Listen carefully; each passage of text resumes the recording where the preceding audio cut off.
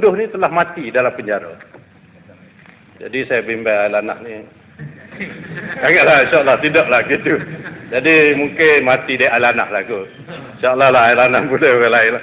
Jadi pokoknya yang berhormat Datuk Speaker, satu confession, satu pengakuan terbuka oleh seorang ahli Dewan Yang Mulia ini, yang juga merupakan seorang anggota kabinet, bahawa kerajaan persekutuan sebagai bapa kepada kerajaan negeri dalam konsep federalisme di Malaysia ini, membuat satu pengakuan terbuka kepada rakyat negeri Kelantan ini, bahawa mereka telah mengenakan sekatan-sekatan yang tertentu kepada kerajaan negeri, kepada rakyat negeri Kelantan umumnya, sehinggalah berlaku apa yang berlaku. Jadi kita nak tanyalah kepada kepimpinan UMNO negeri Kelantan ini, kenyataan yang berhormat Ailanah ini kenyataan peribadi dia ke, kenyataan UMNO Kelantan ke, ataupun kenyataan UMNO Malaysia? Kerana Ailanah ni adalah ahli MKT UMNO Malaysia. Segi pun pernah mengeluarkan kenyataan dalam surat khabar ini tidak bohong. Dia menyatakan kalau pelancong-pelancong tak datang ke Kelantan pun tak apa, pelancong-pelancong asing. Saya ingin minta penjelasan daripada Exco, betulkah dia pernah berkata begitu dalam surat khabar, dan disiarkan dalam surat khabar? Saya jawab selalu. Ya, sila. Saya jawab selalu. Sila jawab. Saya jawab selalu. Ya, wartawan daripada Star dia buat laporan sebegitu, saya panggil dia. Dia minta maaf dan dia kata bukan beliau yang bertulis begitu, Star dia, tapi editor dia. Dan saya pada hari ini ingin ambil kesempatan minta wartawan-wartawan kerja sebagai wartawan mestilah jaga etika profesional. Kerja ni bukan cari makan. Mintalah semua wartawan-tawan kerja jangan anggap sebagai cari makan. Mesti jaga etika profesion. Dia minta maaf pada saya. Bukti ada, boleh tanya dia, dan dia tidak akan buat lagi. Boleh tanya dia Star. Okey, itu kerja wartawan. Star ni kepunyaan MCA.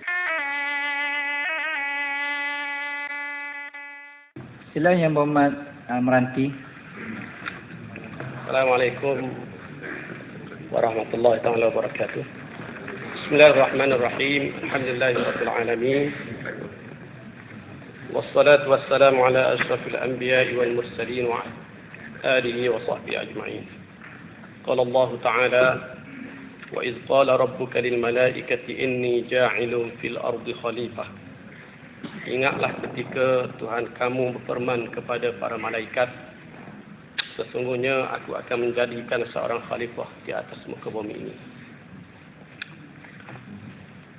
Terima kasih diucapkan kepada Yang Datuk Speaker yang memberi peluang kepada saya untuk turut sama menyampaikan ucapan menyokong usul bagi mempersembahkan junjung kasih di atas ucapan kita ke bawah duli Yang Maha Mulia sempena majlis pembukaan rasmi persidangan kali yang ketiga belanjawan bagi tempoh penggali keempat Dewan Negeri Kelantan yang ke-11 yang telah disempurnakan pada 9 Zulkaidah 1428 Hijrah bersamaan dengan 19 November 2007.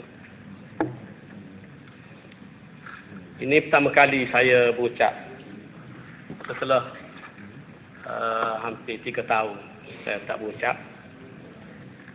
Tetapi oleh kerana peraturan membenarkan saya berucap, saya mengambil kesempatan untuk turut sama berucap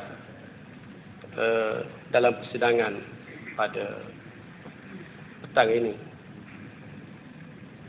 Yang Hormat Datuk Speaker, tadi kita telah mendengar ucapan daripada sahabat saya, Ketua Pembangkang, yang banyak menyebut perkataan-perkataan yang walaupun beliau menyatakan tidak suka menyindir, tetapi lebih daripada menyindir. Yang menganggap ucapan daripada pihak kerajaan sebagai retorik, ucapan golongan menopause ni putuhik lah bahasa Kelantan lah. Putuhik ni orang 50 tahun lah ke atas. Kerajaan pusat putuhiknya 50 tahun dah. Kita 17 tahun baru berhormat. Anak dara. Yang rumah tu tengah. Kalau rumah tu tengah berahi lah 17 tak kawan. Amat so je, dia babat dua pun ni. Ambo dua tak ada apa-apa boleh naik kereta dua-dua sekali. Dia masuk lagi dalam kawasan Abu Muhammad. Ambo boleh istihad, tak ada masalah Abu Muhammad. Dan kalau Abu Muhammad nak belajar boleh belajar dengan Ambo.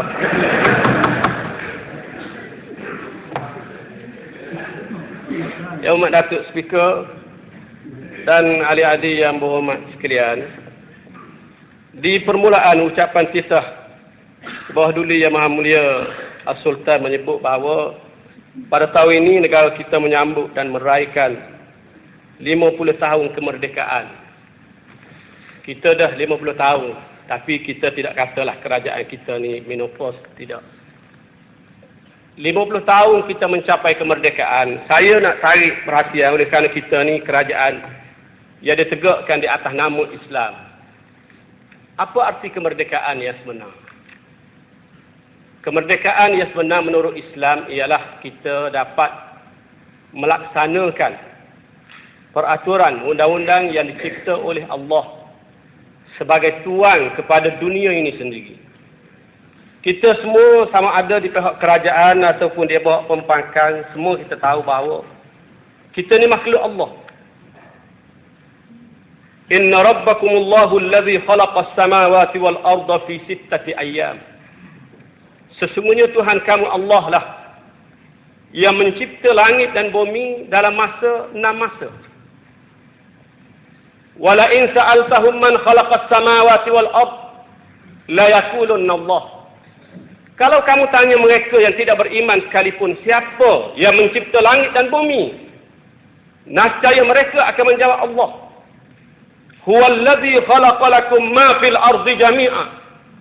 Dialah yang menjadikan kepada kamu seluruh apa yang ada di muka bumi ini untuk kamu, untuk kita. Dan kita mistah tadbir mengikut kehendak Allah Subhanahu wa taala.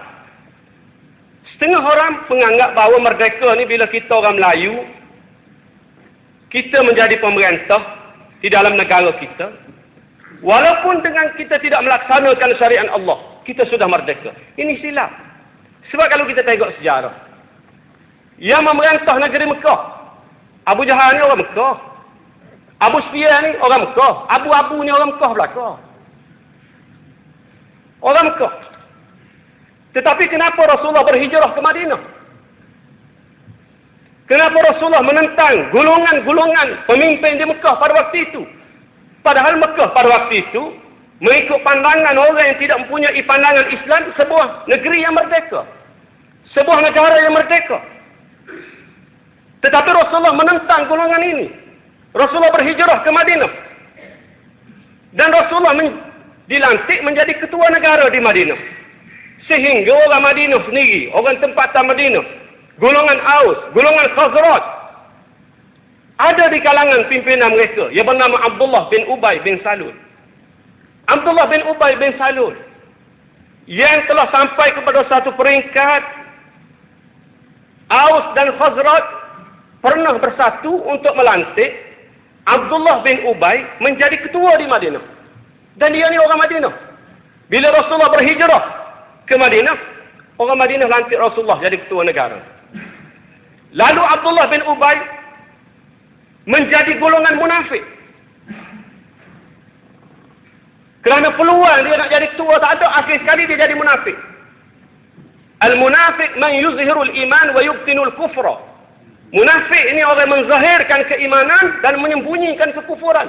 Sehingga Abdullah bin Ubay pernah menyatakan kepada Rasulullah. Dan Allah sebut dalam Quran, la irraja'na ila al-Madinah la yukhrijanna al-a'azzu minha al-azal.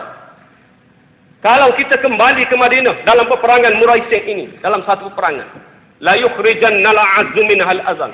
Orang mulia, yakni dia,